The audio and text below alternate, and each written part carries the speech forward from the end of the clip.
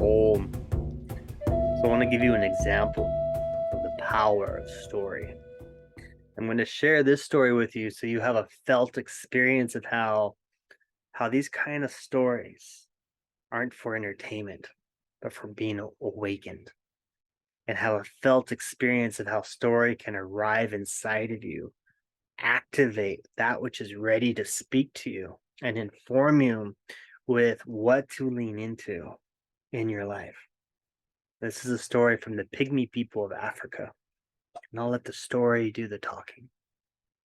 So long, long ago, there was a people who lived in a village amongst a very thick forest. So thick was this forest that they never saw the sky. Amongst these people, there was a young girl.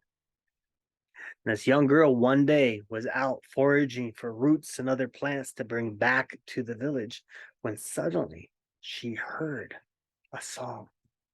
She heard the most marvelous song she had ever heard in her life. As she couldn't help but follow it, she trailed it through that thick underbrush till she came to a small clearing. And there, on a branch in front of her, was a bird with the most marvelous and beautiful, radiant colors she had ever seen. And it was singing that song. And there was something familiar about this song, something familiar about the bird. When suddenly the bird took flight and flew right up to her.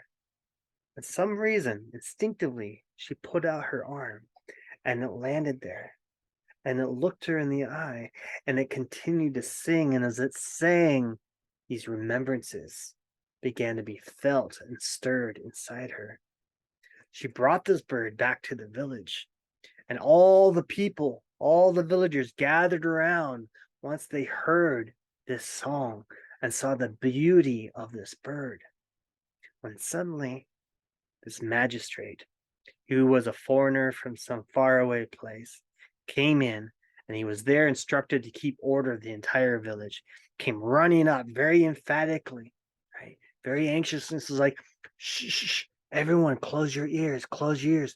Don't listen to that bird. It will put a spell on you and could harm everyone around you.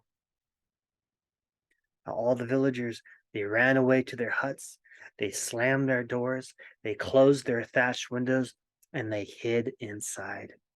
The magistrate looked to the girl and says, "You don't want to harm all the people you love, do you?" And the young girl, shocked and scared, is like, "Of course not. I would never want to harm them." The magistrate, "Well, I know what to do. Come with me." Brought her back to her hut. They fashioned a cage out of roots, and they put the bird inside this cage.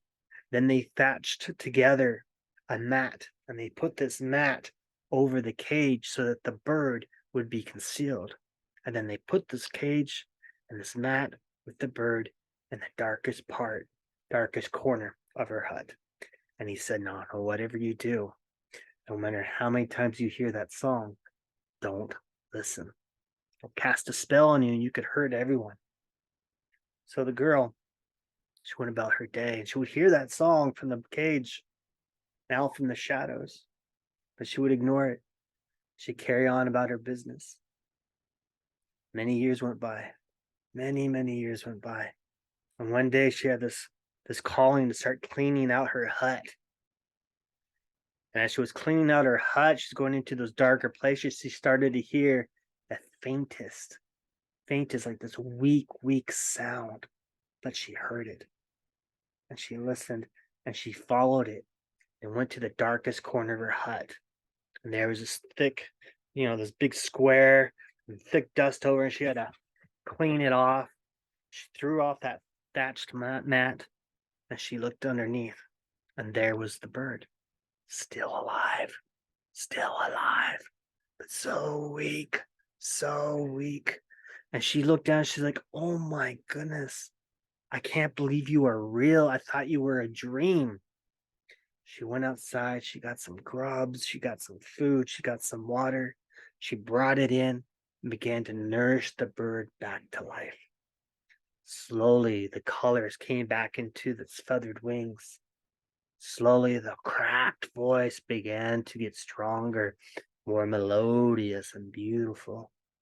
And in the evening times, after she finished her work in the village, she would retreat to her hut and she would listen to the songs of the bird.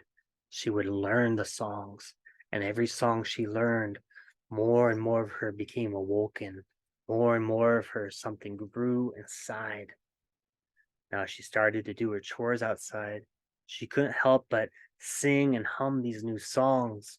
She had a new lift to her gait as she walked. She began to skip, and the villagers, they began to notice. And he says, "What is this song that you're singing? It's very, very familiar." Eventually, her own voice became as strong as the bird's voice, and she told them the story. As she told them the story, all the villagers began to say, I remember finding a bird.